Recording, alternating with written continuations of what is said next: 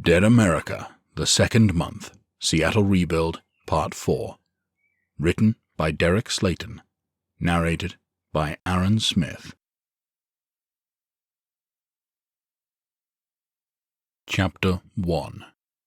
Seattle Rebuild, Day 4. Corporal Gadd and Clint walked along the street towards the food warehouse as the sun slowly crept up from behind the horizon. It was a brisk morning, and the streets were mostly clear. Clint took a tentative sip of his steaming hot coffee. "Explain to me again why we're walking all the way up here?" he asked dryly. "Because we need to meet with Captain Matthews about the excursions yesterday," Gadd replied as he nursed his own brew. "Oh, no. The meeting, I understand," Clint shot back. "It's the walking part that I don't get." The corporal chuckled, shaking his head. "Exercise is good for you," he declared. "Don't you want to be in peak physical condition?" "My peak physical condition was sometime during the early part of my freshman year of high school," Clint scoffed. "Then I discovered recreational drugs, and it was pretty much downhill since then." Gadd rolled his eyes. "Come on," he drawled. "You're better than that." "I assure you that I'm not," Clint replied. The corporal's communicator beeped out a notification, and he clicked it on. "This is Gadd," he said. "Corporal, it's Noah," came the pert reply. "You're up and at 'em early today," Gadd quipped. "Oh, is it morning?" Noah asked. "Sorry, I don't have a window in this office." The corporal's brow furrowed. "You've been up all night? What for?" he asked. "I have a lead on some local farmers for you," came the reply. Gadd clapped his hands excitedly. "Like actual farmers?" he gushed. "Not the I have a backyard garden for my homemade salad to impress my snooty friends farmers?" "Born and bred in northeast Seattle," Noah confirmed. "Have a farm of their own, but know the area like the backs of their hands." Gadd pumped a fist into the air. "You're the best," he cried. "Would you like me to set up a meeting?" Noah asked, amusement evident in his tone. "Please," Gadd replied, head nodding like a bobblehead despite the other man not being able to see him through the speaker. "And if you can arrange an escort for them so they can go check out the farms for themselves, shouldn't be too dangerous, so whatever you can scrounge up." "I'll have it ready for you by the bottom of the hour," Noah replied. "Make it an hour," the corporal instructed. "Clint and I are walking into a meeting with Captain Matthews." "Give Clint my best," Noah said smoothly, "and remind him that I'm still waiting on my briefcase." Gadd chuckled. "With pleasure," he said, glancing at his companion with a twinkle in his eye. "And good work." "Thank you, Corporal," Noah replied, and then the line went dead. Clint cocked his head, raising an eyebrow in expectant confusion. "You going to share with the class, or am I going to have to send you to detention?" he asked. "Noah got us some local farmers," Gadd replied, unable to wipe the grin from his face. "Hell yeah," Clint replied with his own smile. "About damn time." The corporal cocked a brow. "He sends his best and wanted me to remind you about the—" Yeah, the briefcase," Clint said, waving him off. "I got a line on one, but the bastard wants some high-end scotch for it. No clue where I'm going to find that at." Gadd pursed his lips for a moment. "You could ask Buck and Meat when you see them," he finally suggested. "They're probably headed out again soon." "Unless they hit the mother lode yesterday," Clint added. "One can only hope," Gadd murmured. They reached the entrance of the warehouse, which was devoid of activity, unlike the previous day when it was crawling with people. They walked inside, confused, seeing only a small handful of soldiers walking around and a few people huddled around a fire in an old oil drum. Gadd spotted Captain Matthews, who noticed them and waved for them to join him by a nearby fire. The corporal led Clint over, and there was a round of handshakes. "Good morning, Corporal," Matthews said. "Good morning, Captain," Gadd replied, and motioned to his companion. "This is Clint." "Sir," Clint said with a nod. "Captain, I mean no disrespect when I say this, but where the hell is everybody?" Gadd asked, whirling a hand around his head. "I would have thought, with inventory coming in yesterday, that this place would have been hopping." Matthews sighed heavily. "What inventory?" he asked dryly. "I was under the impression that we had numerous groups out scavenging," Gadd said. though his voice slowed down at the end as dread settled over him. He denied it as long as he could, but the realization began to squeeze him as the captain explained. "We did," Matthews replied, "and we had it all sorted within an hour, so I sent everybody back home to get some rest." Clint clicked his jaw. "That's disconcerting," he muttered. "Buck's group find anything?" Gad asked, eyes wide and hopeful. "They looked like the most capable, so I gave them a hard one with high potential." Matthews shrugged. "You can ask him yourself," he said, and waved with a whistle. "They're getting ready to roll out to the north." "How far?" Clint asked. "Past the northern barricade," the captain replied. Gad and Clint exchanged a concerned look, knowing that anything past the northern interstate barricade was a near suicide run. "Exactly how far north are they going?" the corporal demanded. "As far as we need to, Kimosabe," Buck drawled as he approached. He held up his hand as Gad opened his mouth to protest. "And appreciate the concern. We know it's going to be a shit show with those things working their way down from Canada. But, if we're being honest, it's a bigger shit show here." The captain picked up where the biker left off. "I'll level with you, Corporal. We're not the only ones who see it either." Buck shrugged and shook his head. "So, hope you boys have some tricks up your sleeves, because unless we hit the jackpot today, we're going to need it." Gad sucked in his cheeks hesitantly, and then vaguely said, "Got a couple of leads, so all hope is not lost." Buck wrinkled his nose. "Wasn't the most confident I've ever heard someone," he accused. "But better than nothing, I suppose." Meat let out a loud whistle from the far end of the warehouse, waving to Buck. "That's my ride," the biker said. Gad nodded sharply. "You boys be safe out there," he said. "Hey, Buck," Clint cut in quickly. The biker turned back to him. "Yo," he said. "Think you can find me a nice bottle of scotch?" Clint asked. 15, 20 years? Buck ran his tongue over his teeth. "Depends," he quipped. "Extra 5 gallons of gas?" Clint offered. 10, Buck countered, crossing his arms. 5 for a 15-year-old, Clint shot back. 10 for a 20. Buck barked a laugh. "Hard bargain, but I accept," he said, wagging a finger at him.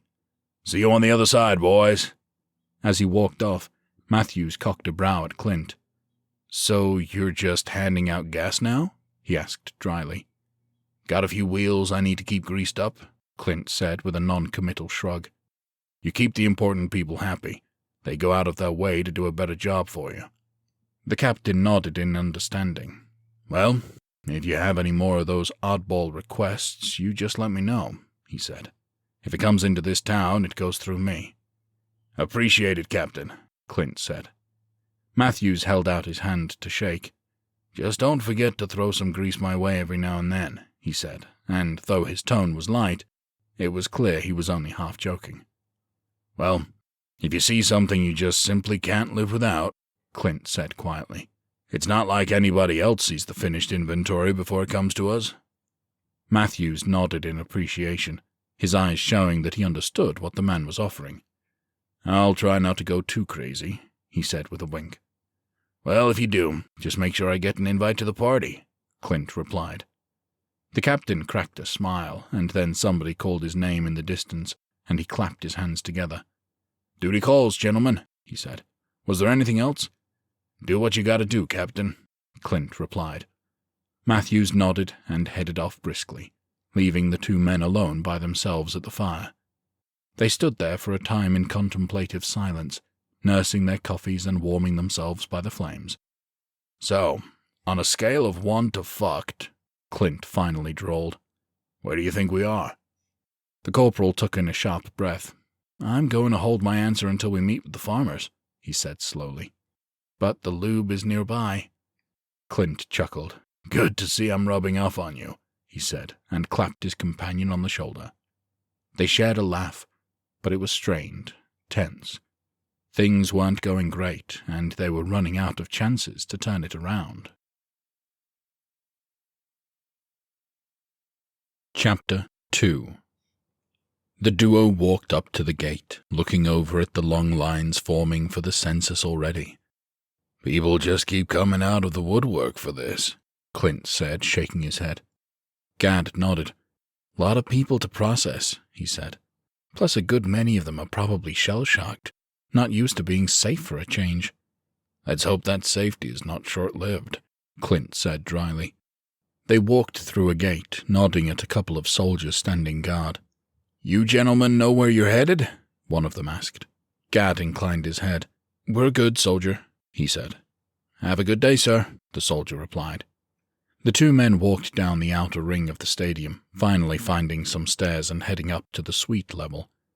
They paused on the second floor, looking down at the field and seeing the lines beginning to form again. Clint lingered for a few moments. The corporal paused as he turned to continue moving, but realized his companion wasn't with him. You good? He asked. Yeah, just letting a memory seep in for a minute, Clint admitted. Gad sidled up next to him, staring down. Want to share? He invited. It's nothing, Clint replied, shaking his head. Just remembering going to a pro football game a few years back. Cool fall day, couple of good buddies, a few too many beers, and so many chicken wings I thought I was going to make chickens extinct. What about the game? Gad asked. Hell if I know, Clint replied with a shrug. Don't even remember who was playing. Just remember security asking us to tone it down a bit. The corporal chuckled. Maybe if we're lucky we can get back to those days, he said hopefully. I mean, we have the stadium after all. I like the way you think, Clint said softly. Come on. They walked down to the office section and opened the door to find a large one cluttered with maps on the walls and papers everywhere. Camping lights burned, bathing the room in light. On the far end, Noah huddled over a desk, flipping through papers and scribbling notes. Knock, knock, Clint said.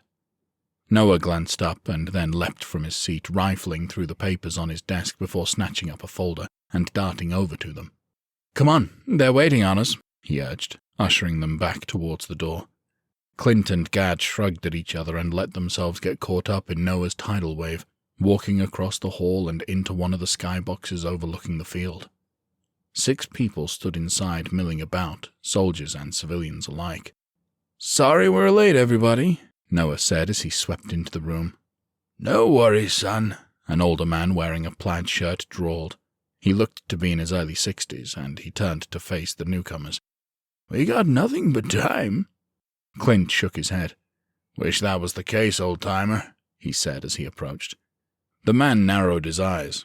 Call me old-timer again, and you won't have to worry about time anymore, he warned. Clint chuckled and raised his palms in surrender to the feisty man. Fair enough, he said. Apologies. I'm Clint, and this is Corporal Gad. The man nodded and extended a hand. I'm Jed, he said, and then inclined his head to a young woman standing next to him. This is my granddaughter, Kathy.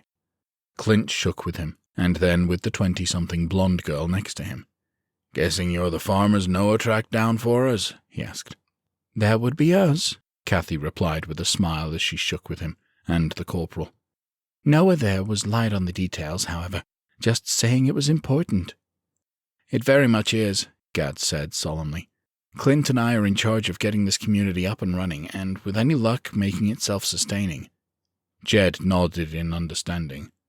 And can't do that without a steady supply of food, he said. Bingo, Clint replied.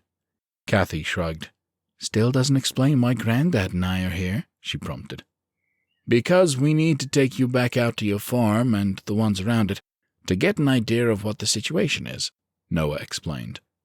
The two of them exchanged a concerned look. Isn't that dangerous? Kathy asked slowly. One of the soldiers, a corporal, approached with 3 others from near the window. Guessing that's why we're here, he drawled. He looked to be in his mid-30s, and he motioned to his team as he introduced them. I'm Corporal Edwin. This is Private Wilkes, Carver, and Lynn. These 4 are going to escort you and your grandfather to the farms in Snohomish County, about 20 miles northeast of town, Noah explained. Based on my research, it's going to be our best bet to get up and running quickly. Jed clucked his tongue. Quickly is a relative term there, youngster, he said. Clint cocked a playful brow. So you can be ageist, he quipped. Live to be my age, and you can be, Jed shot back. Clint smirked and regarded Noah. I am aware that nothing in farming comes quickly, Noah continued, flipping open his folder. But we need an assessment of what's going on up there. He handed out some papers and maps to everyone and scanned his own as he spoke.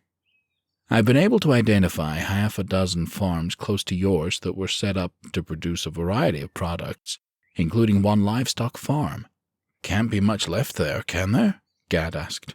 Some of them critters are resilient, Jed piped up. But this long after they've been cared for, it's a long shot at best. Noah shook his head.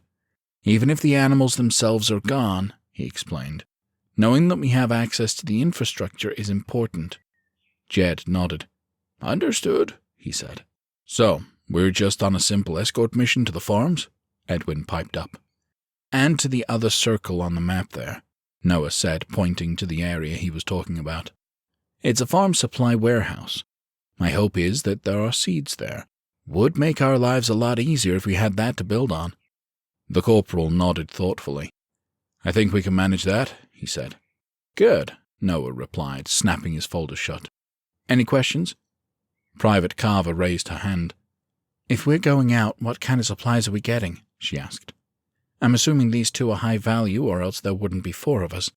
It would be nice to have something other than pointy sticks and harsh language to protect them with. We can get each of you a magazine for your rifle and a sidearm, Gad replied. Private Lynn shook his head with a scoff, crossing his muscular arms. Wow. A whole magazine? He asked, sarcasm heavy in his tone. Just be thankful the magazine is full, Clint snapped. Not everybody out there is so lucky. Lynn's sour expression faded, and he grew solemn, not saying anything but nodded in agreement, properly scolded. I have also secured a four-wheel drive SUV that you should all be able to fit in, Noah continued. With any luck, there won't be any lap sitting. It's going to run heavy on the fuel, but if you have to go off-road, you shouldn't have any problems. Remember, your mission is to evaluate the situation and report back, Gad said. We need to know the condition of the farms and what is going to be required to get them operational. The sooner we get stuff planted in the ground, the better. We'll get them there and back safely, Edwin promised. Then get moving, because you're burning daylight, Gad said. The other corporal nodded and raised a hand, whirling it around his head. You heard the man? Grab your gear and let's get a move on, he barked, and then turned to the farmers. I don't want you to worry about anything out there, he said sternly. My team and I are very good at our jobs, and we're going to bring you back safe. Just follow our instructions and you'll be fine. The two civilians nodded as they trailed behind the soldiers. Kathy swallowed hard, and Jed put a comforting hand on her shoulder. Deep breaths, girl. You're gonna be fine, he said softly. We've survived a hell of a lot worse than this without having a military escort. She smiled and offered him a thin smile, patting his hand as they walked. Chapter 3. Corporal Edwin drove the SUV. The two farmers squeezed between Lynn and Wilkes in the back seat. Carver sat in the passenger seat, her foot propped up on the dash, leaning back like it was a casual Sunday afternoon drive. They drove through the northern part of town before heading east out of the city. Units of soldiers moved about, melee weapons in hand, clearing out small buildings. Every few blocks a lone soldier held a rifle standing on the corner. One guy with a gun? Wilkes blurted from his seat, gaping out the window and shaking his head. What the hell kind of good is that gonna do? Edwin sighed. Those buildings are crawling with zombies, he explained. You get an outbreak, you're gonna need something stronger than a knife. Jesus, how bad is this shit, man? Wilkes asked. Army can't even get us bullets. You heard those rebuild guys when they handed us the mags, Edwin shot back. We're probably the most heavily armed unit in the military right now. Lynn sighed. Don't know whether to laugh or cry at that, he muttered. Look at the bright side, Wilkes quipped, leaning around the farmers to look at his companion. At least you get to feel like a badass once in your life. Lynn opened his mouth to protest, but then shook his head, slumping into his seat instead. So, y'all are local, huh? Carver asked, turning her head to regard the civilians. Yes, ma'am, Jed drawled. Born and bred. You ever get out of here? Carver asked, shaking her head. No, ma'am, Jed replied. She let out a low whistle. Never made it out of your small hometown? She asked with surprise. Not sure I could handle that. I grew up in a small town, and not even the apocalypse could get me to go back. I had that exact same mentality, Kathy admitted. Parents and grandparents lived within a few miles of each other. I wanted something different in my life, so I picked an out-of-state school down in California. Wanted a taste of that beach life, huh? Carver asked. Kathy nodded, blonde hair bobbing. Just once in my life. I wanted to know what it was like to wear short sleeves all year round, she said wistfully. Dreaming big. I like it, Carver replied with a chuckle. So how'd you end up back here? Random quirk of fate, Kathy replied, shaking her head. A couple of my professors had deaths in the family a day apart, so they canceled classes for the week. Decided to skip my other class and come home for a week. Next thing I know, the world goes mad. Carver blinked in shock. Surviving by dumb luck, she said slowly, and then a devious smirk crossed her face. Pretty sure that's something Wilkes can relate to. Laughter rippled through the vehicle, and the soldier in question rolled his eyes. If that's where you want to take the conversation, I can always share the IED story, he piped up. Carver shook her head, waving her hands in front of her face, shoulders straightening. So either of you two like baseball? She blurted quickly. Me? Oh yeah, huge fan. Used to follow it religiously. Laughter cut her off as everyone in the car showed their amusement at her quick change of subject. Edwin slammed on the brakes, throwing everyone forward. Carver, who had been twisted sideways to talk to the back seat, smacked her elbow into the dash and glared at the driver. What the hell? She cried, and the corporal gritted his teeth, pointing out the front window. Everyone looked, and gasps echoed in the vehicle. A dozen soldiers stood across the road in the front yards of a house-lined street. They were engaged in a fierce battle with a couple hundred tightly packed zombies. The group sat in stunned silence, watching the war unfold before them. The poorly armed soldiers hacked away at the mob with machetes, knives, and baseball bats. For every zombie they knocked down, they were forced to take a step backward so they weren't overwhelmed. Should we help them? Lynn breathed. Edwin stared out the window, not answering, watching the soldiers push further and further back, now only a block from them. Corporal, Lynn said, louder this time, should we help them? Edwin was frozen, still staring. Carver smacked his shoulder. Make a decision, she barked. He finally unlocked, taking in a sharp breath, and looked out as a trio of soldiers on the right was swallowed up by the horde. One of the other nearby soldiers began to run towards them, but his partner grabbed his arm and jerked him back. It was too late.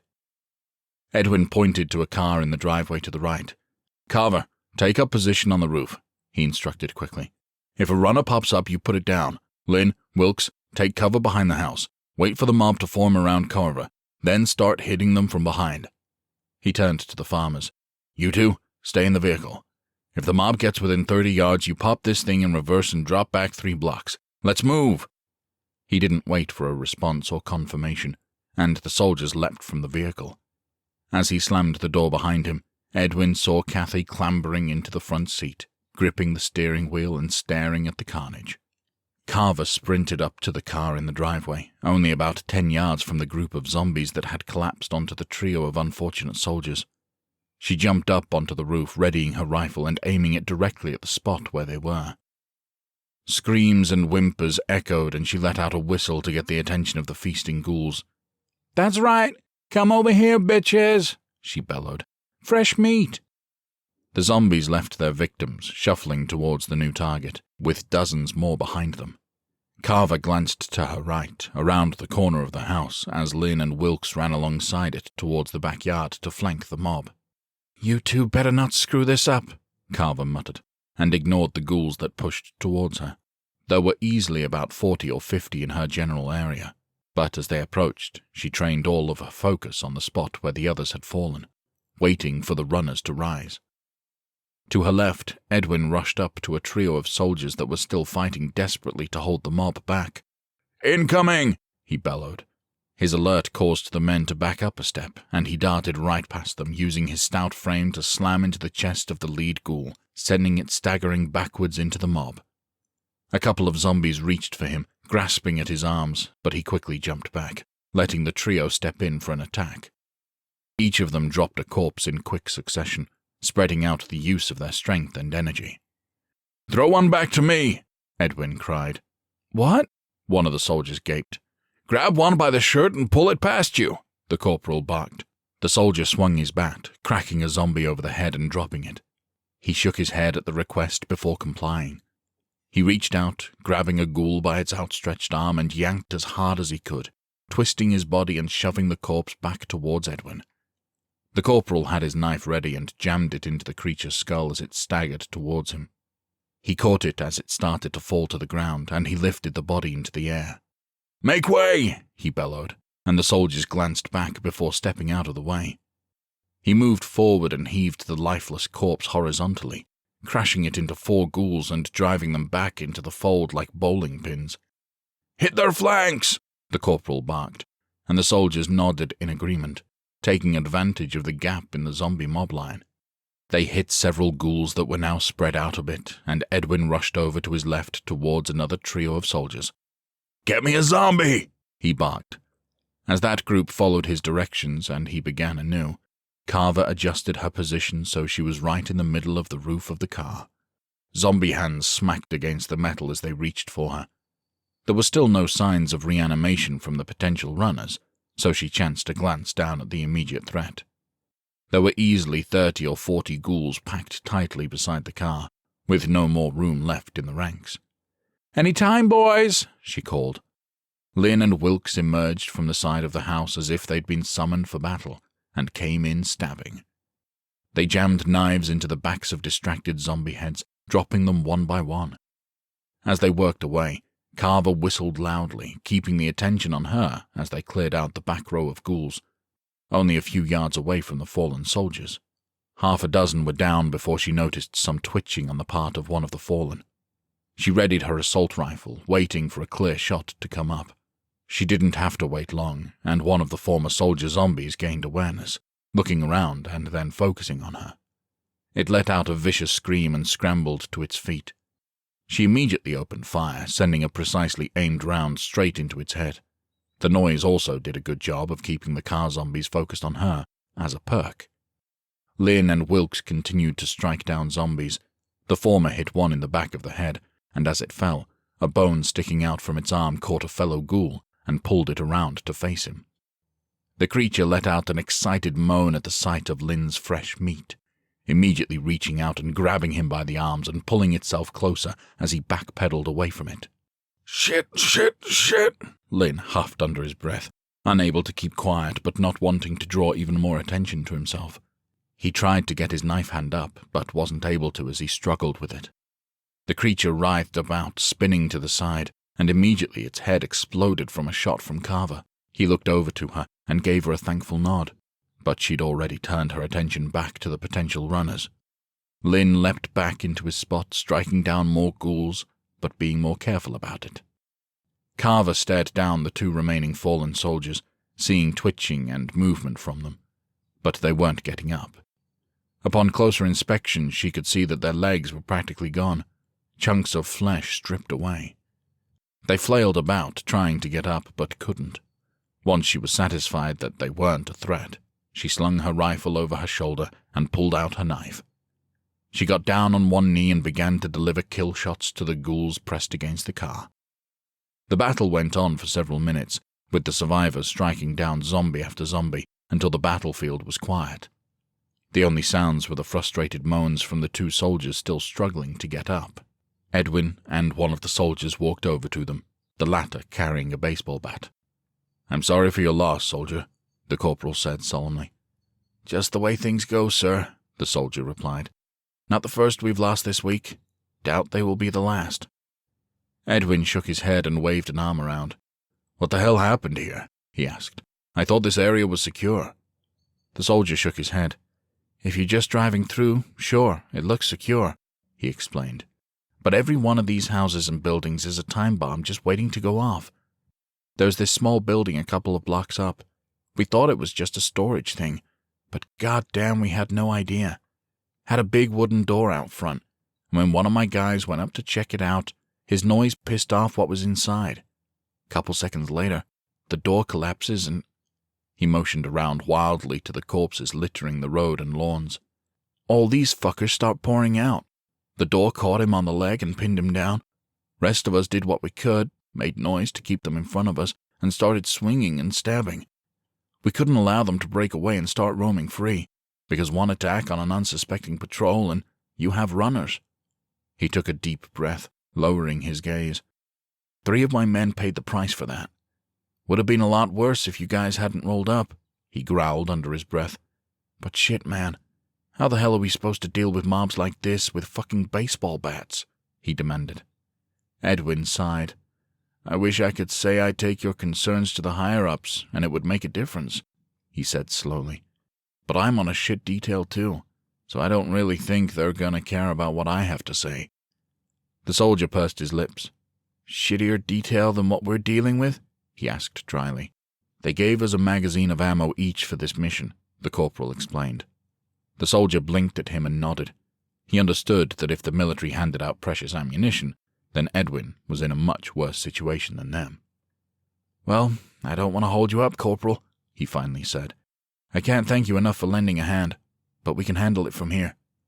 Good luck, soldier, Edwin said, and clapped him on the shoulder before sauntering back to the car. The soldier let out a grunt and vented his frustration by delivering repeated violent bat strikes to the top of his men's heads, ending their short, miserable afterlife. Edwin swallowed hard as he left, not turning back to look as his team joined him. You good, Corporal? Carver asked gently. Yeah, let's get a move on, he replied, clearing his throat and pressed back towards the SUV. They had to focus on the mission at hand. Chapter 4. The group was outside of the city limits, hitting a stretch of farmland. There wasn't a zombie or structure to be seen, just open fields. Even though the weather was crisp, Carver had her window rolled down, her hand flowing freely in the air, dancing alongside the vehicle. Hey, can you roll that up? Wilkes asked, shivering. Absolutely not, Carver snapped brightly.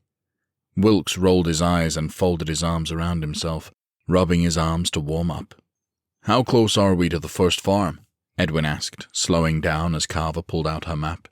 She traced her finger along, looking out the window for the next road. Got it, she said. Should be the next turn off to the right. We're going to the old Rand place? Kathy asked, leaning forward from the back seat. They pulled up to the next driveway, a large mailbox at the end of it boasting Rand in bold letters on the side. Would appear so, Carver replied. Kathy took in a deep breath, her eyes widening, but Jed put a hand on her shoulder, giving it a reassuring squeeze. They made their way up the driveway, which was long, and led to a massive farmhouse with a barn and a lot of exterior buildings. What's with all these buildings? Lynn drawled. I thought this was a farm. Poultry farm, mostly, Jed replied. Some other animals scattered about, but they mostly stuck to hens. Well, let's hope we have a few of them still pecking about, Wilkes said. Edwin parked in the middle of the parking area, leaving plenty of space for them all to get out safely and see around them. The group stretched their legs and surveyed the area, listening closely. Thankfully, there were no signs of zombie noises, just the cool breeze. But then the smell hit them. Ugh, what in the holy hell is that? Lynn choked out. Carver wrinkled her nose. You cut one, Wilkes? She asked. Yeah, but it got snuffed out by whatever the hell that smell is, Wilkes shot back. It's the chickens, Jed explained. Lynn shuddered. I didn't realize they smelled that bad, he said. They don't when they're alive, Kathy said quietly. The soldiers all exchanged glances, shaking their heads. Come on, maybe we'll get lucky with the infrastructure, Edwin said, and waved for them to follow him towards the chicken enclosure that was about 50 yards away. Even if the infrastructure is there, how the hell are we going to find chickens? Wilkes asked as they strolled. Jed shrugged. We've heard some rumors of some of the hippies from the commune still having some chickens and roosters, he said. Assuming that's true, we can rebuild the population with a little work. Chickens lay eggs every 24 hours or so. If the roosters are particularly active, we can get those numbers up quickly. Great. So the only hope we have of a non-vegetarian future is horny roosters? Carver muttered. Didn't have that on my apocalypse bingo card. Wilkes chuckled. With each passing day, it's becoming more apparent we need to redo those cards, he said. Edwin walked them up to the edge of a big covered structure. They all covered their faces, gagging due to the stench. There were thousands of rotting chicken corpses there, just piled on top of each other, and stretching as far as the eye could see. Any chance of finding some alive? Lynn asked through a gag. Jed glanced at his granddaughter, taking her hand and patting it gently. Did they have a free-range area? He asked. She nodded, turning away from the corpses. Yeah, they had a spot out back of the house, she said. At least, they did a couple of years ago when I left for school, she shivered. I came out here to help them put up some solar panels on the hen house to keep the heaters powered. Even with that, though, doubt anything is still alive. They have to eat after all. Come on, let's check it out anyway, Edwin said, and the group followed him, rushing away from the source of the stench. They approached the house and peered in through the windows. There wasn't any movement in the front part of the building. What do you think? Carver asked as she stepped back from the window. Check out the house? Might as well, the corporal replied, and then turned to the farmers. Unless you can think of a reason why we shouldn't. Sounds like you knew them, so I don't want to offend by just kicking in the door. Jed shook his head.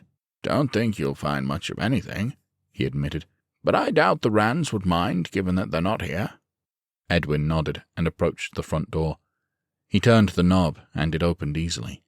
Moans erupted from inside, and he threw the door open as a couple of zombies in overalls moved quickly towards him. The soldiers stepped back, with Lynn moving in front of the farmers protectively. Edwin and Carver drew their knives and readied themselves to take them out.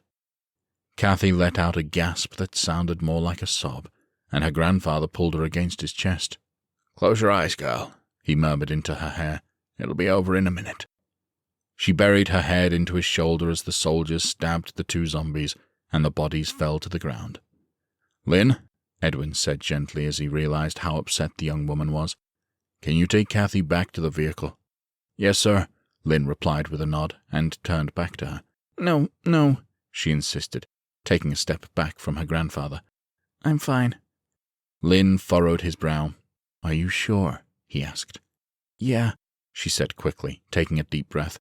It's just been a while since I've seen someone I know as one of those things. She swallowed hard and steeled her expression. Just a fact of life these days, I'll imagine. Edwin nodded. Back to business.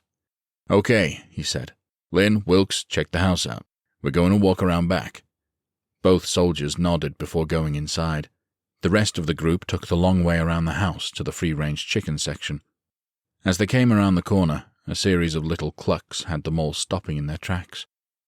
Inside the 20 by 20 yard enclosure, a handful of chickens and roosters roamed about. Well, I'll be damned, Jed breathed, staring in awe. They survived. How, though? Kathy asked, puzzled. Carver pointed. Check out the far corner, he said. The group walked up to the fence and looked into the far corner.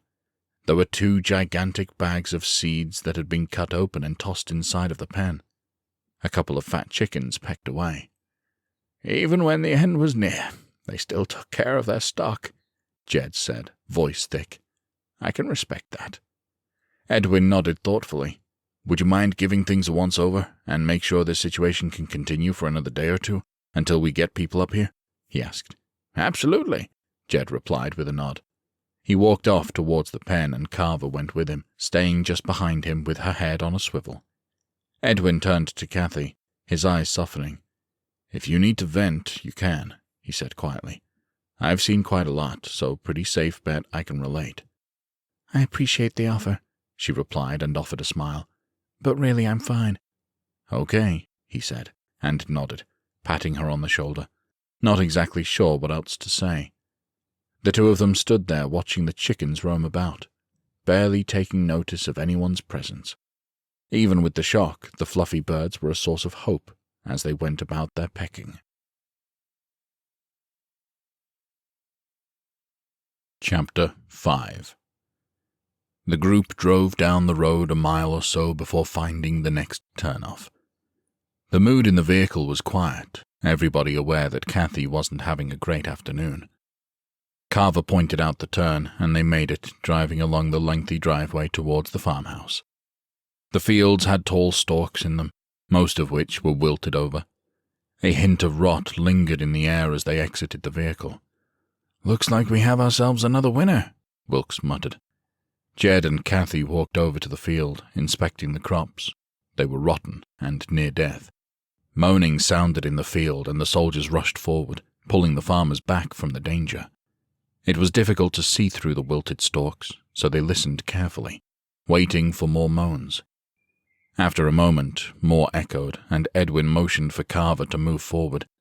She shuffled ahead, a knife in one hand and a handgun in the other, inching and waiting for the next moan so she could find her target. Eventually she realized the moan was low to the ground and looked down at a set of hands and a head moving through the leaves. She knelt and stabbed into the back of the skull, ending the threat. She listened for another moment, hearing nothing. "We're clear," she called. Everybody moved to her position, looking down at the zombie on the ground.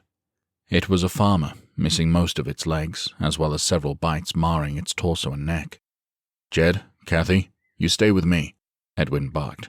"Rest of you fan out. Make sure nothing else is moving out here." The group did as instructed, and it didn't take long for the privates to find more zombies. "Got 2 down here," Carver called, but they were dead. "1 dead on my side," Lynn added. "Got 3 here," Wilkes said, poking the corpses with his boot to make sure they were fully dead. "All right, I get it," Edwin called. "Let's get back to the vehicle." They all moved back and regrouped next to the SUV. "Jed, what do you think?" Edwin asked. "Obviously this crop is worthless, but going forward?" The old farmer shrugged. "It's easy enough to reset the field," he explained. "We can just burn it to the ground and replant, provided we find seeds and some more working farm equipment. Biggest concern I have, though, are the zombies in the fields." "Wouldn't the fire take care of that?" Wilkes asked, cocking a brow. "It might," Jed said slowly, "but it also might contaminate the soil. I don't know much about them things, and I don't know what their blood and everything might do to the land." He shook his head. "So to be on the safe side, I think we're going to need people to walk every square inch of the field before we burn it." Kathy raised her chin.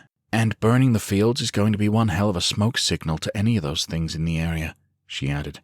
"It's noisy and visual, so we're going to need soldiers protecting it while it burns." "Well, the good news is that we don't have a lack of manpower," Edwin said. "So finding people to walk the field shouldn't be a problem. It's going to take time, though." Jed shrugged. "Well, the sooner we get it cleared, the sooner we can get to planting," he said. "Noted," Edwin replied with a nod. "Anything else you want to check out here?"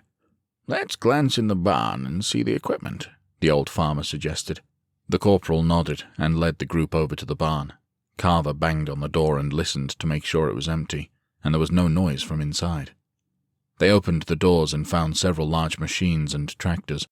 Jed and Kathy walked in as the soldiers pulled out small, bright flashlights to illuminate the area. Jed took out a small notepad and jotted down a few things, and then reached up on the panel of one of the tractors. He spotted a key and flipped a couple of switches before turning it. The engine rumbled angrily for a few moments before springing to life. He let it run for a few seconds before cutting it off. "We should be good to go with the equipment, at least here," he said. "Kathy?" "Looking good over here, too," she called back. "All right. We still have a couple more farms on this road," Edwin said. "Let's check them out." Everybody nodded and worked their way back to the front door so that the corporal could secure it before heading to the SUV. They drove to the next farm, the fields in the same condition. Edwin drove on past, not bothering to investigate that one, and drove up to the house to turn around. When they reached the next farm, it was the same story. Rotted fields with a dead zombie laying nearby. Edwin put the SUV into park and shut it off. "You really want to look around this place?" Carver asked. "I think this is the 4th farm we've hit, and it's exactly the same story," Edwin said. Pretty safe to assume that no matter which farm we pick, we're going to have dead crops and zombies in the fields to clear out. He pointed to the farmhouse. So we're going to cut this portion of the trip short, take a breather in the house, and figure out our next move. They all got out and approached the house, Lynn and Wilkes leading the charge inside. They quickly moved through the single-story building, sweeping it and calling back when they found the house clear. Lynn, Wilkes, see if there's anything useful, Edwin instructed, as they came inside. Carver, check the pantry. On it, she replied, and headed off to the kitchen. Edwin led Jed and Kathy to the dining room, where the three of them sat down at a large table. The corporal pulled out the map and spread it out between them. Can you do me a favor? He asked. Jed nodded. Sure, he agreed. Based on the biggest farm, which I guess is, Edwin said, and studied the map before pointing to one. This one. How many men do you think you would need to get it up and running? Jed tilted his head back and forth. If Kathy and I had to handle everything, he asked. Clearing, burning, planting, and all that? Yeah, the corporal confirmed with a nod. The old man turned to his granddaughter. I want to hear your thoughts, girl, he said. She shrugged. Couple hundred people to walk the fields. Could probably get that portion done in half a day. Another 25 or so to help with the burning, keeping it contained, and making sure it doesn't go crazy, she added. Having a fire truck could be useful too, Jed suggested. Edwin rolled his eyes. Oh, I'll just add that to the list, then, he drawled, sarcasm evident in his tone. Jed narrowed his eyes. You're the one who asked for my assessment, he snapped. Don't get snarky with me for giving it to you. The corporal took a deep breath and raised one of his palms. You're right, he said with a nod. My apologies. All right, then, Jed replied and turned back to Kathy. In addition to those people and the fire truck, we're going to need as many capable farm workers as we can get. People who know how to plant, tend, and harvest. Between us and the commune folks, we should be able to teach up a new generation of farmers. She nodded thoughtfully. Going to need some people who can manage and do upkeep on the irrigation system as well, she added. This is turning out to be a hell of an undertaking, Edwin said, puffing out his cheeks and letting out a slow breath. Get comfortable, son, Jed quipped, because I'm just getting started with the list. A lot of those people, especially the farm workers and the guards, we're going to need to patrol the area, are going to have to be close by, at least until the fuel situation is resolved. These people are going to have to be on site every day, because if we aren't actively working on something, then we're going to be training them up. So where do you think we're putting them? Edwin asked, cocking a brow. Carver entered the room with a large wooden serving tray full of bottled water and various crackers and packaged snack cakes. Granite Falls, perhaps? She suggested, and then set down the tray. I can't vouch for how fresh these are, but they're still sealed. I'll take it, Kathy said, reaching forward for a package of crackers and a bottle of water. The other two soldiers came in, one carrying a hunting rifle, and the other an old double-barreled shotgun. Both men set them down on the large table before taking a seat. Oh, snacky cakes, Wilkes said, and dove into the buffet. Now, what's this about Granite Falls? Edwin asked as he unscrewed the cap on his water bottle. Carver pointed to the map where there was a circled area just to the south of them. It's a couple miles away, and where we're supposed to go check out the farmer's supply store, she explained. Gonna be a bitch of a job to get it ready, though. Why's that? Edwin asked, cocking his brow. Look at where it is, Corporal, Carver said, tapping her finger on the paper. The invasion force was too far south of it to bother with it. Hopefully the noise they created while marching west will be enough to clear it out. But since when have we ever been that lucky? Edwin stared at the paper for a moment, pursing his lips, and then turned to the farmers. Kathy, Jed, he prompted, motioning to the map. What do you think? The younger woman nodded. Back in the day we had a number of farmhands who lived in temporary housing there, she explained. Would be a bit of a hike getting to and from there every day, but doable. Or we could just raid one of the 7,000 bike shops in Seattle and confiscate some rides for everyone, Lynn piped up. Maybe we can find some rickshaws, Wilkes added. Lynn glared at him, narrowing his eyes. Did you really just make an Asian joke to me? He demanded. What? Wilkes' eyes widened. No, I'm being serious. Supplies gotta get moved somehow, don't they? I like that idea better than carrying it, don't you? Lynn let a playful smirk cross his face. Okay, I'll let it slide, he said, and then pointed a finger at his friend. This time. Wilkes snorted and rolled his eyes, and both men tore into their snacks. Edwin leaned back in his chair, rubbing at his temples as if he were fighting off a migraine. "You all right, Corporal?" Carver asked quietly, brow furrowed as she stared at him. "Yeah," he said with a sigh. "Just thinking about the logistical nightmare it's going to be to essentially set up a small community outside of the safe zone." She held up a finger. "I got something that'll ease your mind," she said. "You find some ibuprofen in the kitchen?" Edwin drawled. She shook her head. "Nope," she replied.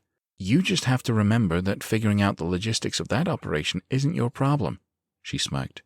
"All you have to do is report and move on to whatever task they give you next."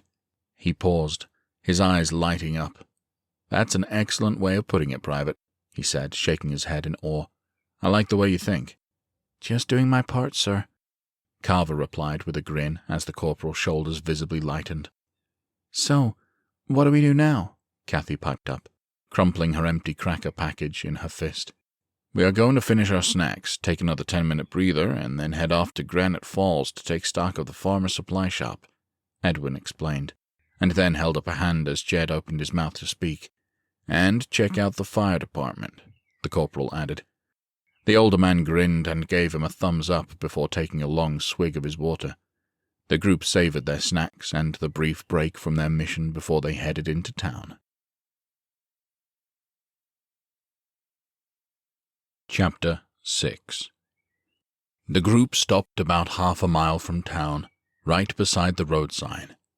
It read, Granite Falls, population 3,513. Lynn let out a long sigh as he read the words. Carver cocked a brow. "Problems there, bud?" she asked. 3,500 is a big number when we only have about 100 rounds between us, Lynn admitted with a tense shrug. Carver shook her head. "We'll be fine. Most of those things are probably gone by now," she assured him. "Even you should be able to handle the stragglers." Before Lynn could snap back to her, Edwin spoke forcefully to get everyone back on track. "Kathy, Jed, do you know where the farm supply store is?" he asked. The older farmer nodded. "Yes, sir," he said, motioning with his hand as he spoke. 2 blocks up, hang a left, halfway up the block on the right. Can't miss it. Big old wooden countrified building." "Fantastic. Let's roll," Edwin said and punched the gas. The vehicle sped off, and he didn't have to worry about swerving because there were only a few zombies scattered about, and none of them were in the way.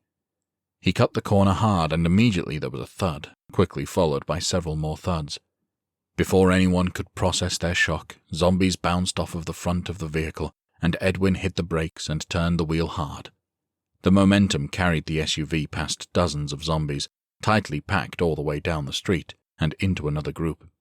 The vehicle managed to pop over a few ghouls, bouncing the passengers hard as it ran over them, and came to a dead stop.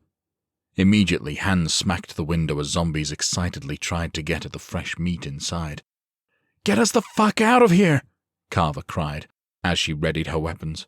Edwin popped the SUV into reverse and floored it, but the vehicle didn't move very far before the wheels locked up. "Why aren't we moving?"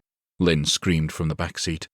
"Wheels are jammed," Edwin yelled back, his eyes wide with panic as he surveyed the situation. There were only about 8 zombies near the SUV at the moment, but easily 100 or so down the street and moving their way. Behind them, another mob of ghouls shuffled towards them from a couple of blocks away. "Everybody out!" the corporal barked. "Get to the farm supply store!" "Are you crazy?" Wilkes screamed. "If we stay here, we're dead," Edwin snapped. "Now move!" He drew his handgun and fired through the window on his door, hitting a zombie in the head and allowing him to fling it open. As soon as he leapt out, he fired another shot, hitting a creature beside the back driver's side door. Edwin leapt out and fired a couple more shots, hitting nearby ghouls. He smacked on the window to let Wilkes know to get out, and the private helped Jed and Kathy free of the SUV. More gunshots rang out as Carver and Lynn emerged from the other side. Jed reached back into the SUV, grabbing the rifle and shotgun as the group started to move towards the store. Zombies staggered in the street, not packed particularly close together, which allowed them room to move. Wilkes joined Edwin on the front lines of the group, both lowering their shoulders to clear a path to the store. As they grew close, they saw that the building was a standalone, with floor-to-ceiling glass all along the front display with skylights higher up the walls. They hit the parking lot, running over to the single safety glass door. Edwin rattled it for a moment, finding it locked. Gunshots went off behind him as Lynn and Carver slowed the creeping mob, reserving ammunition as best they could. "Whatever you're gonna do, you better do it quick," Carver bellowed. Edwin reached over to Jed, grabbing the shotgun from him. He aimed it at the lock on the door and fired one round. The locking mechanism shattered and the safety glass cracked, but didn't break. More importantly, though, the door opened. "Get inside!" the corporal yelled. He led the way, shotgun at the ready, through the door, the others scrambling in close behind. The store was large and open, like a warehouse, with stacks of goods, seeds, dirt, and farm equipment in the back, as well as movement. "Shit," Edwin muttered. "Secure the door," he barked. "I got movement in the back." He rushed towards the rear of the store, keeping the shotgun raised in case it was a mob. As he cleared the corner, he spotted a lone man in uniform, with no bites of any kind, but still clearly zombified and shambling. Edwin set the shotgun down on a display case and pulled his knife to finish the creature off, wanting to conserve his bullets. He stabbed it swiftly in the forehead, and as the body fell, the corporal snatched up the shotgun and rushed back to the front of the store. Wilkes was pressed against the door, pushing with everything he had to keep it shut. The others grabbed giant bags of fill dirt, rushing them over and tossing them to the ground to try to hold the door. Edwin quickly joined in, picking up bags and helping to build the barricade. After several tense minutes, the threat slowed down. Finally, the door was secure, and everyone was out of breath. "What in the hell happened back there?" Lynn demanded. Edwin shook his head maniacally. "I hit a pack of those things," he explained, waving a hand in the general direction of the mob outside. "The next thing I know, the damn SUV won't budge." "I think I know the reason for that," Carver said from her perch on top of the display boxes. She waved him over, pointing over the heads of the horde. The corporal strode over and clambered up to join her, and his eyes widened. "Fucking hell," he breathed when he saw a zombie caught in the wheel well of the vehicle, limbs flailing around the rubber. "Yeah, that'll do it," he said with a hard sigh. As they stood there, a loud crash echoed from the side of the store, and everyone jumped. "You clear this place out?" Carver demanded. Edwin shook his head. "Just the one I saw moving," he admitted. More crashes and moans erupted, and Wilkes pulled on Kathy's arm. "Get behind me," he barked, moving in front of the farmers. He readied his handgun for whatever was coming out of the dimly lit area. A few moments later, a couple of zombies emerged from behind a display, both badly wounded with dried black blood on their clothes. Relieved it was only two, Wilkes and Lynn picked up shovels and cracked them both over the head, sending them to the ground.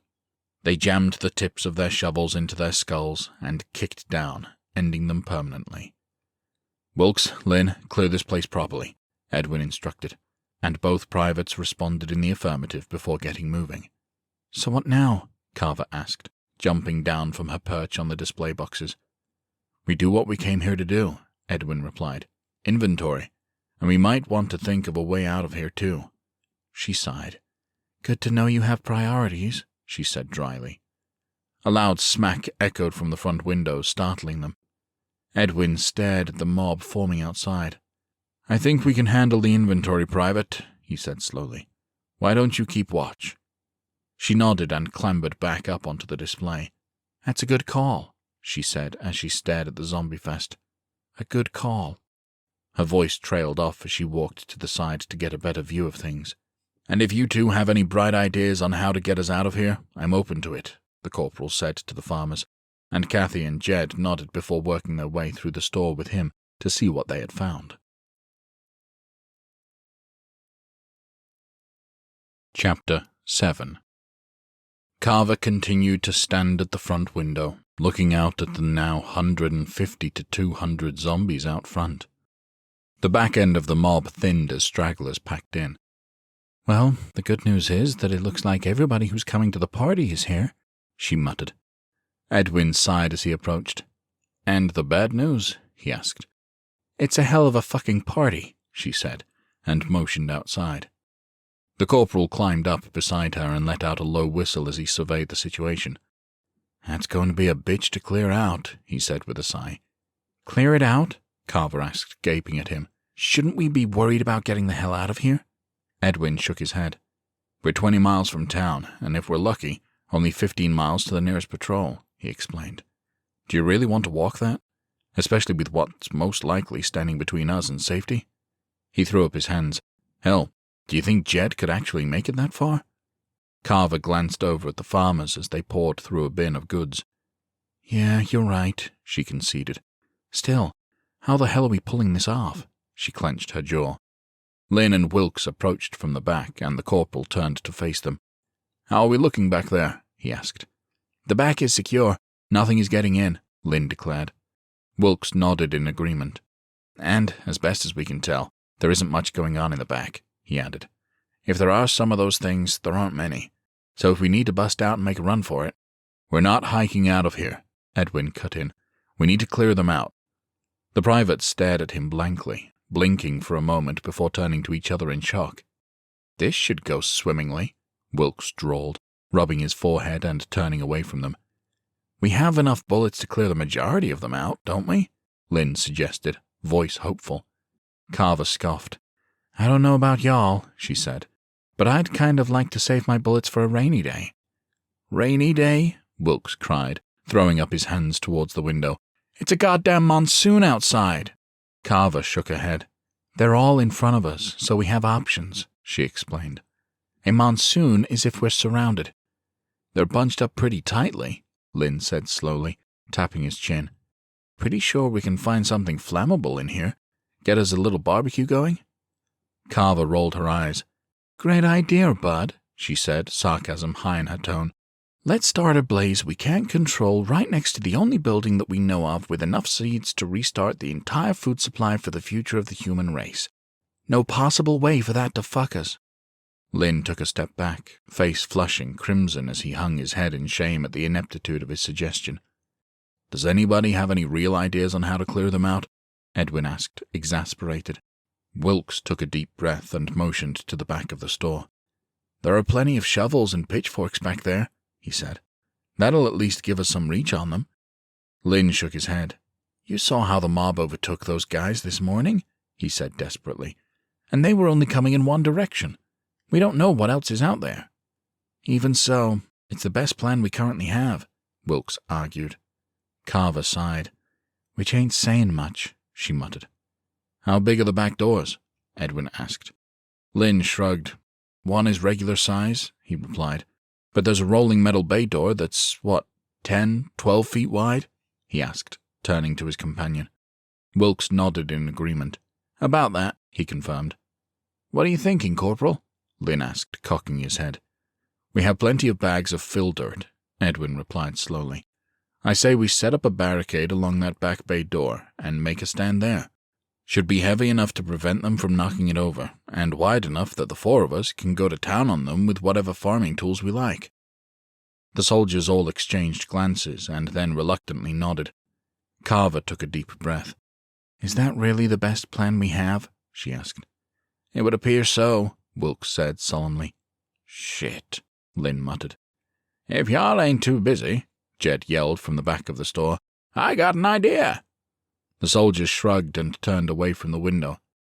Wilkes, keep an eye on the front, Edwin instructed, and the private nodded, staying behind as the trio made their way to the back storage room. They found Jed standing there with Kathy, both of them holding gas cans. Before Jed could open his mouth, Edwin shook his head and held up a hand. I like where your head's at, the corporal said gently, but we can't risk a fire. This building is too important. Jed cocked a brow. Well, if you respected your elders enough to let them speak, then you'd know that's not what I'm thinking, he drawled playfully. Kids these days, Kathy quipped with a smirk. I know, right? Jed added. Edwin chuckled at his own expense and raised his palms in surrender. The floor is yours, sir, he said politely, and took a step back. Thank you, Jed replied with a nod. Now, Kathy and I here did some digging back here, and found a couple of these gas canisters that still had some fuel in 'em. We reckon there's about 5 gallons between them, which ain't much, but it should be enough to get the job done. Carver shook her head, crossing her arms. With what? She prompted. Well, ma'am, we got that tractor out there that we can get running, Jed explained, waving his hand. Ain't gonna do much on its own, but while we were digging back here, we found this. He set down his canister and motioned for them to follow him. He led them to the corner and pointed to a wooden crate sitting open. The soldiers peeked inside and their eyes lit up like kids at Christmas. Oh, this is going to be fun, Lynn said slowly, rubbing his palms together. Inside the box sat a heavy-duty tiller made to fit on the front end of a tractor. It had 10 giant circular blades on each of its 3 arms that rotated as the tractor moved. "Are you going to be able to get it high enough off of the ground to make a difference?" Carver asked, side-eyeing the farmer. Kathy tilted her head back and forth. "At best, we might be able to get it a foot off of the ground. However, the hood is optional for it," she explained. "So we'll cut them off at the knees, and they'll fall right into the blades. Worst case, if we aren't able to kill them, they'll at least be immobile." Edwin nodded thoughtfully. "Think you'll be able to cut through the entire horde?" he asked. Jed shook his head. "These blades are pretty damn strong, but they're gonna get gummed up with the zombie innards. Doubt they'll get through all of them, but they should be strong enough to thin out the mob," he said. "Hey, Corporal, I can work with that," Carver declared. "We can get this wall built halfway, get the rest of what we need on a pallet and jack so we can drop it right into place once they're out the door. By the time they run out of juice, we'll be ready to rumble." Edwin pursed his lips. "Question is, who is going to drive it?" he asked. "That'll be me," Jed piped up. The corporal shook his head vehemently. "Absolutely not," he replied firmly. "You're to be protected." "And I will be," the older farmer insisted. "Come take a look at this tractor." He led them out to the showroom, and he began to circle the metal cage around the driver's seat. "It's high off of the ground, solid steel, and locks from the inside. There isn't going to be a safer place than in there, I can guarantee it. You just have to make sure you don't die, because I really don't want to try and outrun anything in a tractor." Edwin chuckled, shaking his head as he appraised the machine. "You have my word. I'll do my best on that," he promised. Carver clambered up to have a look in the cab, nodding as she surveyed the area. "If I can make a suggestion," she said, "I think Kathy should be in there too. Tight fit, but I think it's doable." "I can fight," the young woman argued, squaring her shoulders. Carver jumped down from the tractor and leveled the blonde farmer with a knowing gaze. "I don't doubt that," she replied honestly. "But there's a good chance we're going to get pushed back by those things, and quite frankly, I'd rather be able to focus on my own survival than having to divert my attention to you." Kathy nodded slowly. "Understandable," she admitted, conceding. "Looks like you have a co-pilot, Grandad." Jed grinned and put an arm around her shoulders. "Can't think of a better one," he said, giving her a squeeze. "Okay, let's make this happen," Edwin barked. "Lynn, help Jed and Kathy get that attachment on and clear a path for them. Carver and I will start getting the barricades set up. Let's move." Everybody hopped to work on their assigned tasks, and the corporal took a moment, shaking his head ever so slightly to himself. He doubted the viability of this plan, but he knew he had to suck it up and get to work. It was the best chance they had. Chapter 8. Lynn peeked out the back door of the building to make sure the coast was clear. There was about a 2-inch gap he was looking through, but he could see there weren't any zombies in the back. He gently closed the door and secured it before turning around. "Nothing back here," he reported. "Everybody is up front." Edwin nodded with a relieved sigh. "Finally, a bit of good news," he said. "Jed, Kathy, you two ready?" He glanced back at the tractor with the vicious attachment on the front. The 2 farmers were wedged into the cab, and Jed rattled the door violently to make sure it stayed closed. "Miss Carver, would you be so kind as to try to open this door for me?" he called. Carver nodded and reached up, grabbing the door handle and yanking hard on it. The door didn't budge, and she grinned. "I think you're good to go," she declared. "You heard the lady," Jed called. "We're ready to roll." "Okay, remember the plan," Edwin said. "You rip through as many of them as you can. When they're not dropping anymore, you cut the engine and let us take it from there. Understood?" Jed nodded sharply. "You got it, Corporal," he said, and then turned to his granddaughter. "You ready?" She nodded in response, offering a reassuring smile. "Okay, let's get that door open," Edwin instructed as he approached the handle. "Carver, you get out there and keep an eye out. Make sure nothing is coming down the side of the building until we want it to." She nodded and got into position next to the door as the other two soldiers began to push. They opened it as gently as they could, but there was still a significant amount of noise as the metal rolled up. Realizing it didn't matter whether they went slow or fast, they pushed as hard as they could, like ripping off a bandage. As soon as it was up, Jed fired up the tractor and hit the gas pedal to make sure the engine was ready to go. As he put it in drive and started heading out, Carver darted to the edge of the building with her assault rifle in her hands. She peeked around the corner of the building, seeing about a dozen zombies beside it, a couple of which were within a few yards. All of them turned their attention towards the rear of the buildings with all the noise between the door and the tractor.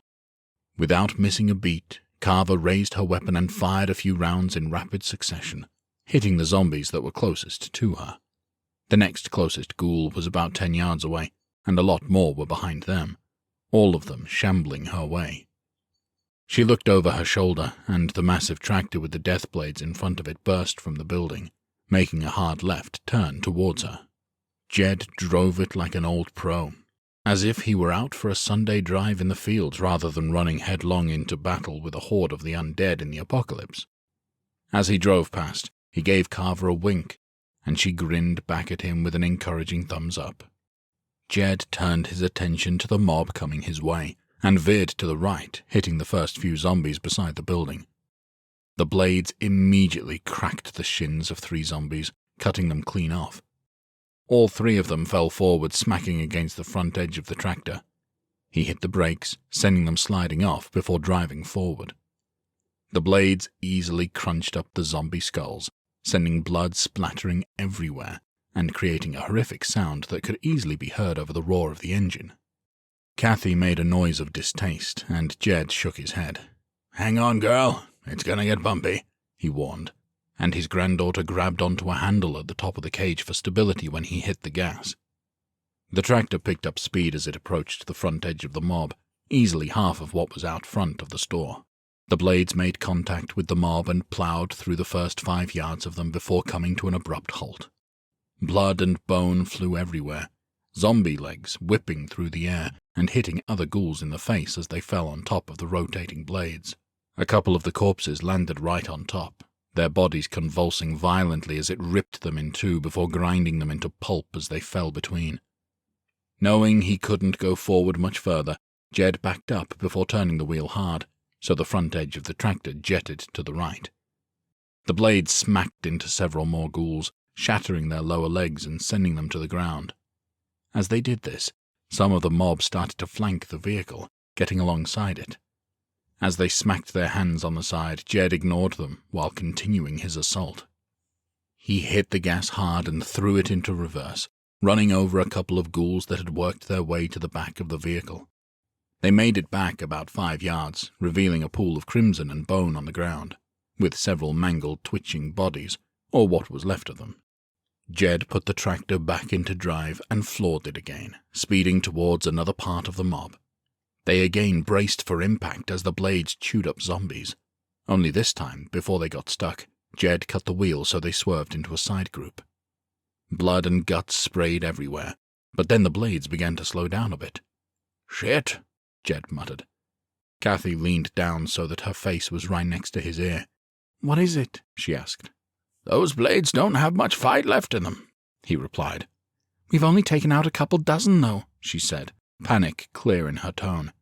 "Hang on, we're gonna try and hit what we can before they give out," Jed replied, and floored it, pushing as deep as he could into the mob.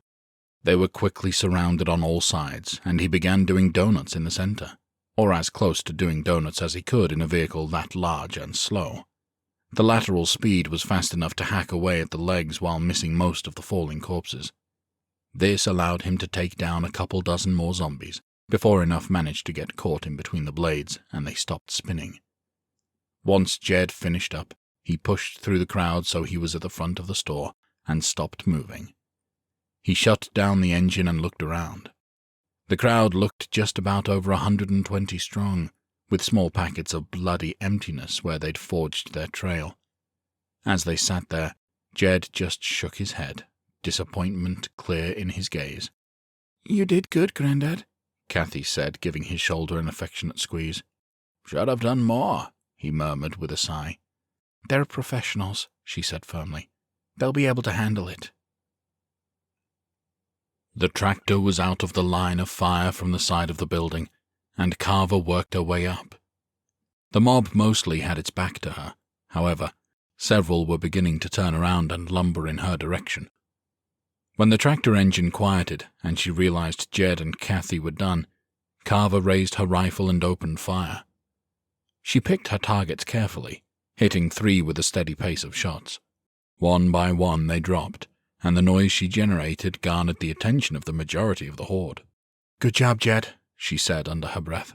"We'll take it from here." She fired off one more shot before backpedaling slowly, making sure as many ghouls as possible saw her as she walked.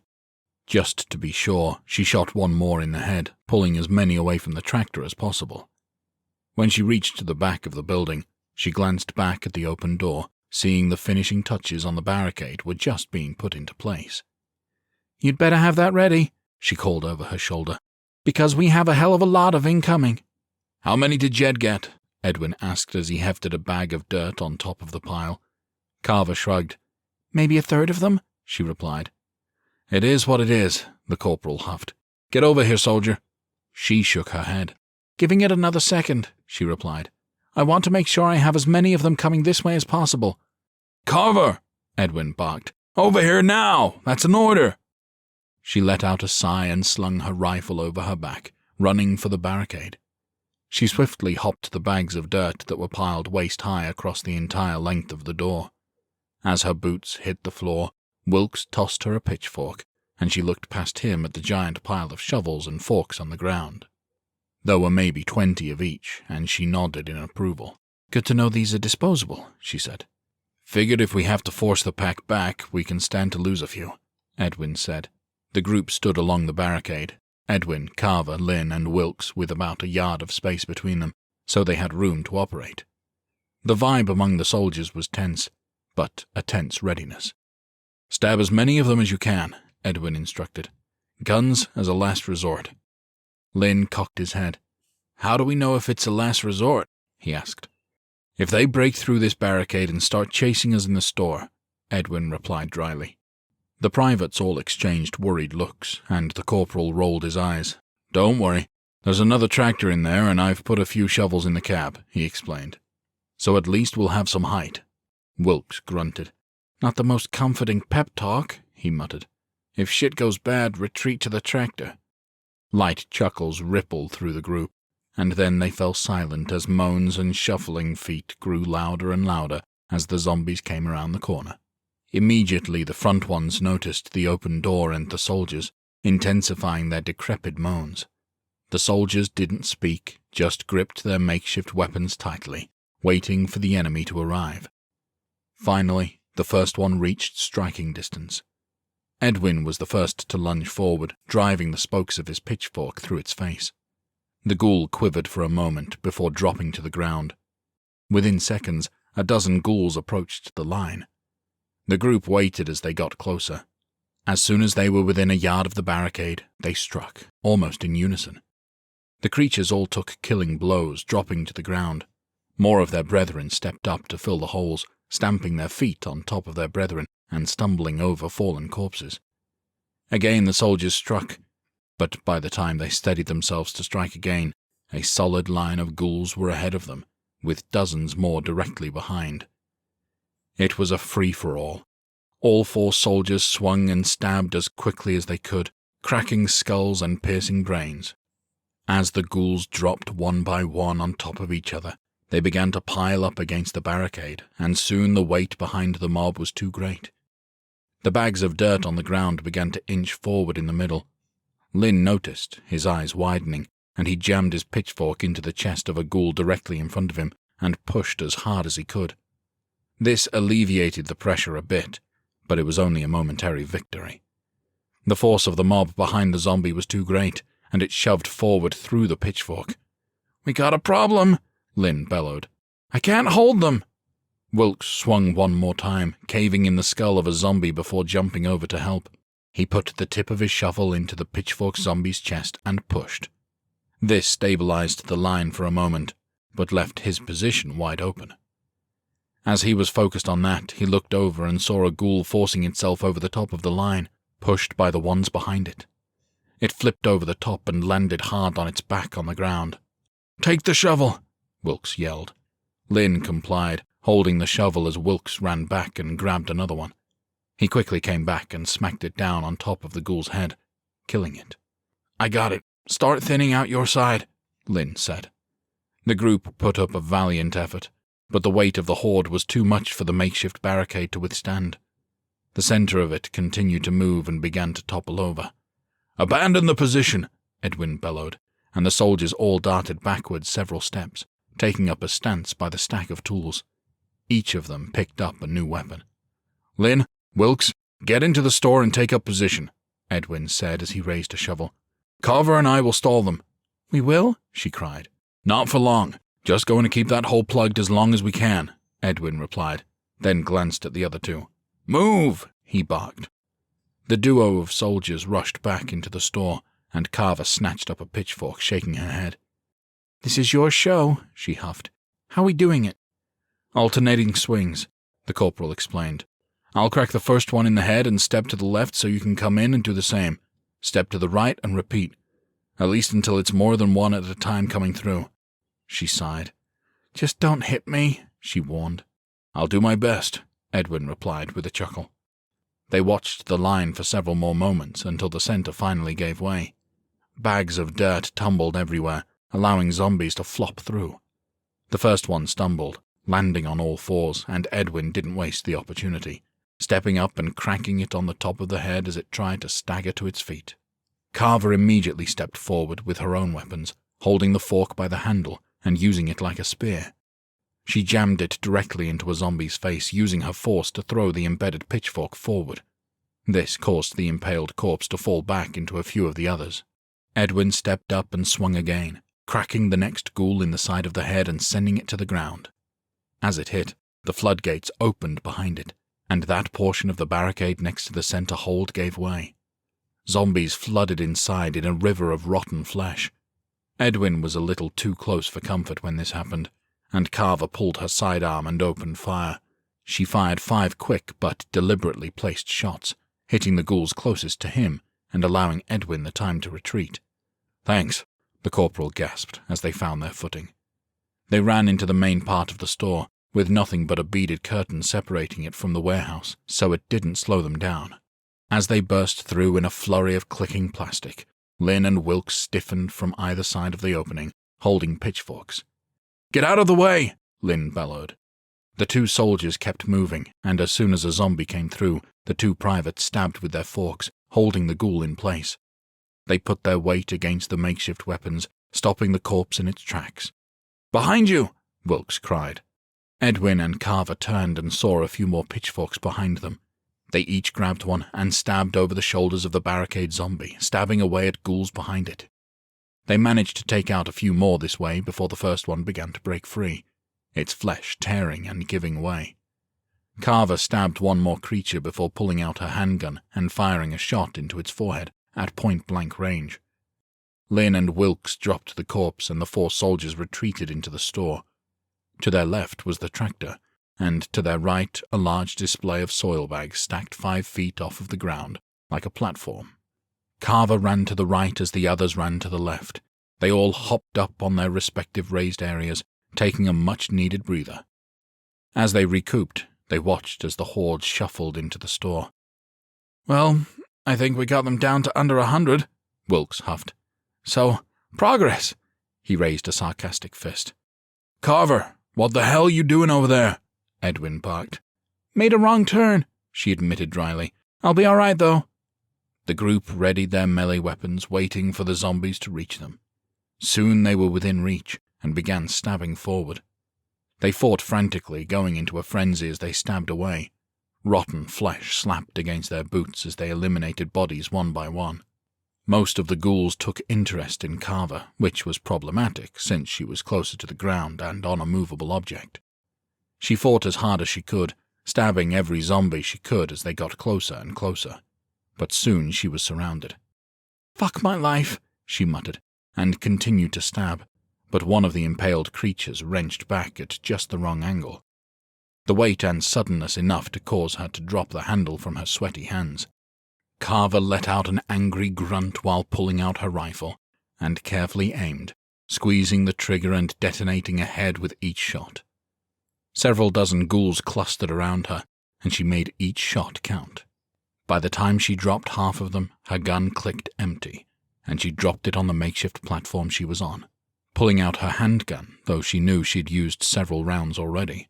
"Don't suppose I can get an assist over here?" she called, looking around at the dozen or so ghouls around the platform. The other 3 soldiers were fighting as hard as they could, stabbing down and occasionally firing off a round. The noise was too much, and it appeared they hadn't heard her. "Okay, don't panic. I can wait this out," she thought bitterly. But as she thought it, one of the ghouls managed to pull itself up onto her platform. She gave it a swift kick, sending it tumbling backwards. "Shit, so much for that," she muttered, and looked around frantically. On the front side of the store there were plenty of displays, and only 2 staggering zombies. Her gaze zeroed in on a particular rack showing off an antique scythe. Her eyes lit up. "Here goes nothing," she said, and took a deep breath. She fired 2 shots into the ghouls in her way, and as soon as they dropped, she leapt over their corpses and tore for the scythe. She grabbed the large weapon from the rack and readied it. "Come get some," she snarled, and the zombies shuffled in her direction. As soon as one got within striking distance, she swung, coming down at a harsh angle. The force and weight of the tool cut right through the decrepit creature, ending it as a threat, even if it wasn't a headshot. "Fuck yeah," she grunted, though she was careful to take a step back so she didn't risk a bite on the ankle. The next few ghouls that stepped up met the same fate, cut in 2, reduced to flailing torsos. She repeated it a couple more times, breathing heavily from the hard work of swinging the heavy tool. Soon, there were only 3 more zombies left, and she gave them a dark grin. "Don't worry, I have some left for you too," she promised, and raised the scythe. 3 quick cracks echoed, and the zombies dropped to the floor with the sides of their heads blown clean off. She let out a deep sigh of relief, but when Edwin stepped towards her, she threw out a hand. "Don't move! Don't move!" she cried. The corporal cocked a brow. "You're welcome?" he asked dryly. "I didn't get headshots on all these assholes," she explained. "They're still moving." Edwin smirked. "Losing your touch, Carver?" he teased. She rolled her eyes. "Hey, you try getting precision with this thing," she drawled. "I'm lucky I could swing the damn thing." "It's all good. I'll clear them out," Edwin assured her. "Why don't you go check on the farmers?" She nodded and moved to the window as the corporal set himself to clean-up duty. She peered out at the tractor sitting in the middle of the road, with only a handful of ghouls around it, banging fruitlessly on the side. "Looks like they're good," Carver reported. "Just have to clean up a few." Edwin tossed her his rifle, and she caught it swiftly, giving him a curious look. "You're a better shot than I am anyway," he said with a wink. "Go get 'em out." Carver nodded and moved to the front of the store, tossing the bags of dirt away from their original barricade so she could get out. Once she cleared the door, she walked into the middle of the road and let out a sharp whistle. "Over here!" she bellowed. The handful of ghouls turned towards her, moaning with excitement at the exposed meat, shambling her way. Though Carver knew she could take them out by hand, she was exhausted and didn't want to risk it. She lined up each shot, making sure not to have the tractor in the line of fire. A few quick trigger pulls later, and the zombie threat was neutralized. She stood in the road, breathing heavily, taking a moment to gather herself before walking over to the vehicle. "Jed, Kathy?" she asked, raising her chin. "You two good?" "Yeah, we're good," Kathy said from inside. "Little messy, but good." Carver furrowed her brow. "Little messy?" she asked. The cab of the tractor opened up, and she had to stifle a laugh at the absolute carnage inside. Both farmers were completely covered in zombie guts. They glared at her from beneath splatters of goo, clearly not amused. "I'm sorry," Carver cleared her throat, forcing the smile from her face. I don't mean to laugh, but I can't help it. Her mouth grew wide again, and Jed waved a hand at her. Okay, let it out, girl, he drawled. I know we look like clowns. Just, is there a washroom or something in there we can hit before we move on? Carver nodded as she held out a hand to help them out. Yeah, there should be, she said. The farmers jumped down and headed off to get cleaned up as Carver looked around the battlefield. She shook her head at the puddles of zombie goo all over the place. Death by tractor, she muttered. Who knew? She chuckled to herself as she strode back into the store, ready to lock it up and be done with the mission. Chapter 9. The group walked around the farmer's supply store, while Private Lynn kept an eye out for trouble at the front of the store. Carver and Wilkes were busy dislodging the zombie from the wheel well. Jed and Kathy both had notepads, taking inventory. They'd already taken the better part of an hour, and Edwin approached carefully. How we looking, Jed? He asked. Assuming we can get the fields in proper shape, we should have enough resources in this store to get 4 of those farms up and running in short order, Jed explained with a smile. The corporal cocked his head. Only 4? He asked. Jed nodded. Come springtime we can get 6, but some of the crops just won't do too well this time of year, he explained. Still, should be enough to start feeding people within 6-7 weeks or so. Feeding people how much, though?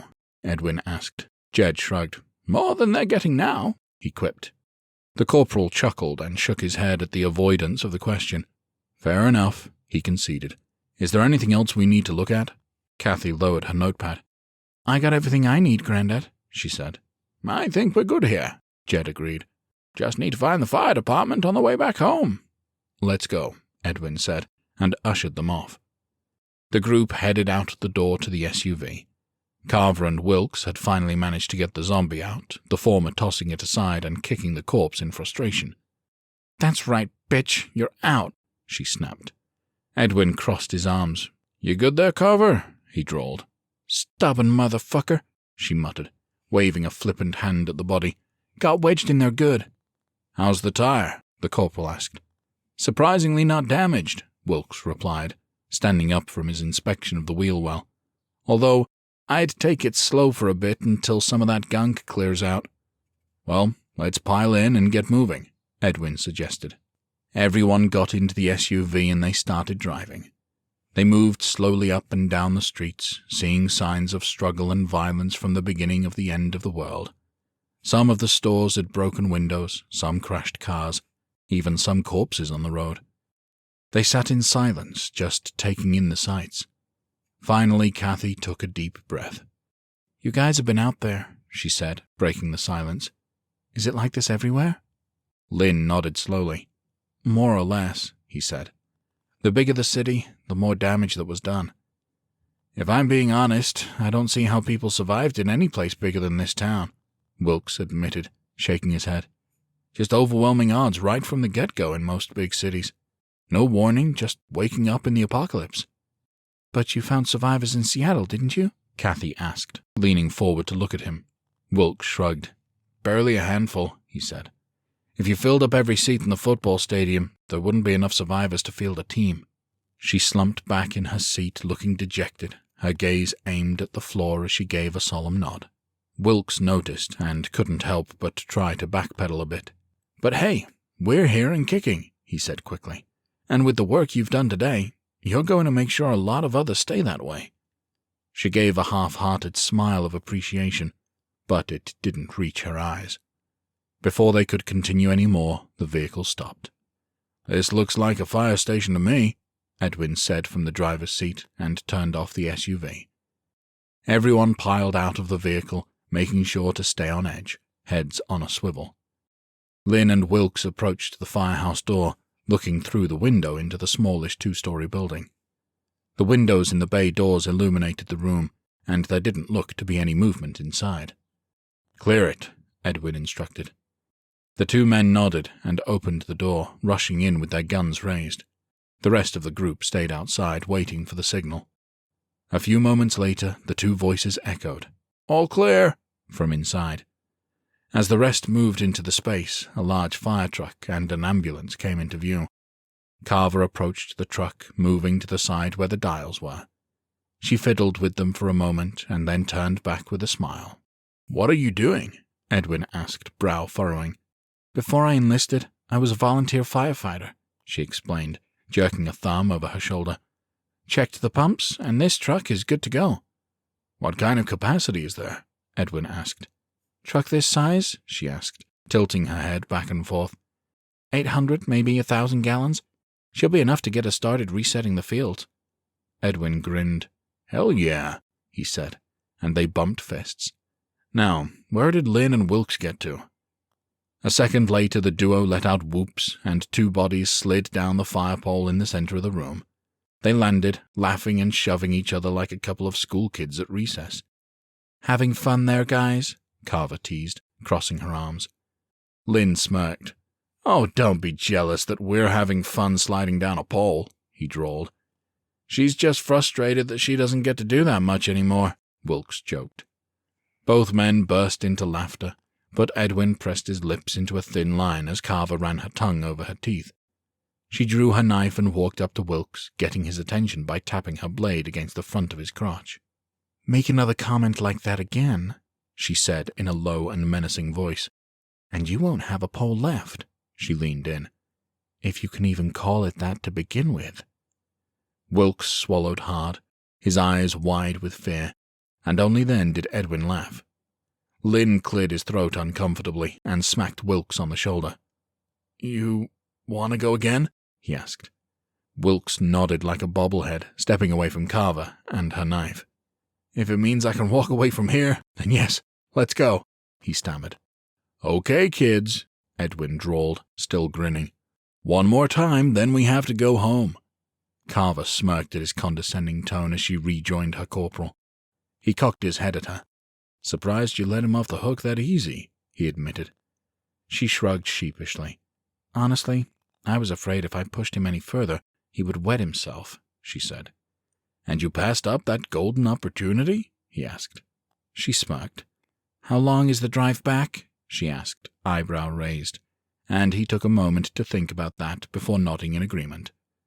"Yeah, that was a good call to pull back," he agreed, shuddering at the thought of piss smell in the cab the whole way back to Seattle. Jed and Kathy emerged from the ambulance carrying bags of goods. "Find you something good?" Carver asked. Jed shrugged. "Couldn't tell you," he admitted, "but it looks old medicine-y, so we're going to take it back to someone who might know." "Hard to argue with that," Carver agreed. Lynn and Wilkes slid down the pole again, landing next to the farmers. "Oh, good, you're back," Kathy said, motioning to the ambulance. "Couple more bags in the back of the truck." Lynn and Wilkes looked confused, but Edwin shrugged. "You heard the lady," he barked. "Grab the bags and come on. We're heading back." Both of them replied in the affirmative and grabbed the rest of the bags out of the back of the ambulance.